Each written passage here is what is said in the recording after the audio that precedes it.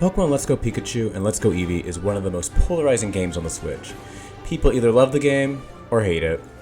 And considering almost 15 million copies of the games have been sold, the 9th best-selling game on the Switch, I'm inclined to believe more people love the game than hate it. But in this video, I'll be discussing the biggest reasons why I believe people hate the game. Let's go. Reason 1. Another remake of Kanto. Let's start with the elephant in the room. At the end of the day, Let's Go is yet another remake of the Kanto region. Now, don't get me wrong, I love Kanto, and the original 151 Pokemon will always be my favorite.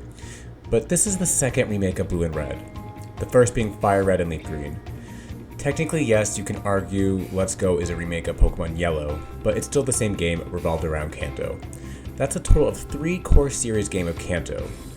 Now, 3 of one region might not sound like a lot when compared to Pokemon Gold and Silver, Ruby and Sapphire, and Diamond and Pearl, that each have 1 remake. But regardless how it compares, 2 remakes is excessive, and it leads fans to believe Let's Go is just a cash grab from Nintendo. Reason 2. Dumbed down. One thing that was immediately noticed during Let's Go was just how easy the game is. Sure, you can argue Pokemon is a kid's game, but it's rated E for everyone, and not everyone needs what feels like a handicap in the game. Let's go through some of the ways they do this.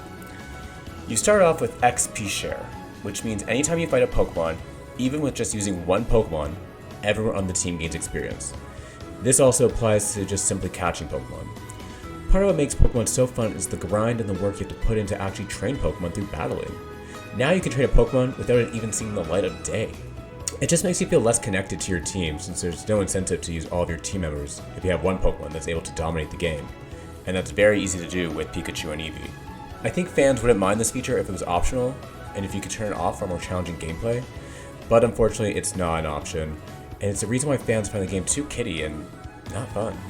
I've recently replayed Pokemon Red and Let's Go Pikachu, and based on my experiences, in addition to the experience of some friends who recently replayed the games as well, you're more likely to have a much stronger team by the time you reach Brock in Let's Go compared to Red or Blue. Now maybe that's not a negative thing, but it's definitely noticeable. Obviously, this differs from player to player and how hard one player grinds or how many Pokemon they have on their team, but you're more likely to have a well-balanced team of 6 with an average level of 8.4 versus an average rating of 7 in Pokemon Red or Blue. But typically, this would involve a much smaller team with 1 Pokemon at a much higher level than the rest. Obviously, this is not an exact science, but hopefully it proves a point that Let's Go is less challenging, which some fans don't like. Another good example of Let's Go being dumbed down is the gyms, where for example, to even be able to enter Brock's gym, you're forced, literally forced, to have a Pokemon that is either grass or water type, both types being super effective against Brock's rock type Pokemon. Sure, you don't have to use these Pokemon if you want a challenge, but the fact alone that you're forced to have the advantage type can be viewed as insulting. Then there's also 2-player mode, which just makes the game that much easier as you gain double the experience and have 2 Pokemon teaming up against 1 Pokemon. Reason 3. Small details. Now, this could be viewed as a positive or negative, but Pokemon Let's Go tweaked some things from the original Red and Blue, or in some cases, just completely changed it, which some fans were very annoyed with. Features such as abilities and held items are gone.